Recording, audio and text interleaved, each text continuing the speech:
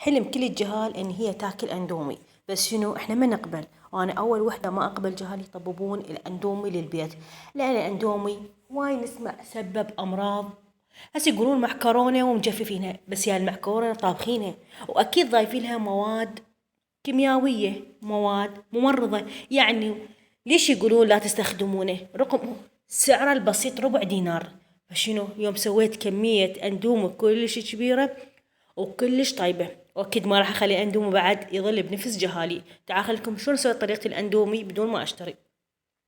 أول شي نخلي ملعقتين من الزيت، وملعقة شاي بهار مشكل، وفلفل أسود، ونص ظرف من الماجي، وأكيد ضفت الكركم بعدين رجعت ما طلع بالتصوير.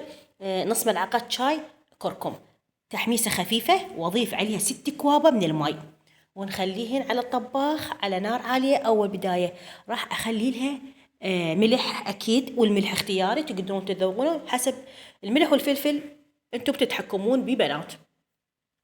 هسه راح انزل عليها ظرف او هذا ظرف كلياتي مال السباكيتي. اكيد هنا نقسمه بالنصين على الجدر ما نكثر بيه. هنا ظرف واحد بس كسرته، وراح اخليه على نار عالية، وبعدين انص النار واتركه نص ساعة. النار توصل حتى المعكرونة تنزل النشا مالتها، والسوب او المي مال اندومي يصير ابيض مثل اللي يشترونه واطيب من عده. اكيد اللي راح يجرب هاي الطريقة بعد ما يشتري اندومي وما يخليه بنفس اطفاله، كلش طيب. هنا أنا شوفوا المي صار عندي ابيض وقل من عده، وهنا أنا شوفوها عندي الاندومية كلش ممرودة. وهسه راح نقدمه، وما اقولكم على الريحة وطعم قال ماما يوميا ريد اندومي. وفتحت على نفسي باب بعشي سده، هم يحبون الاندومي والنوبة انا اسوي بايدي ما اقولكم عليه.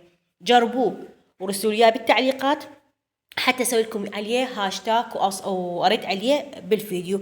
واشوف هواي طرق من البنات دزل لي طريقة الكيكة وجابلها مضبوط. يلا صوروا الاندومي ودوزوا لي اياه، اللي جربه ما راح يندم. سوونا مرة عيدونها 1000 مرة. واذا عجبتكم لا تنسوني بالقلب والاكسبلور والتعليق، وشاركون الفيديو المحبين وعشاق الاندومي. مع السلامة.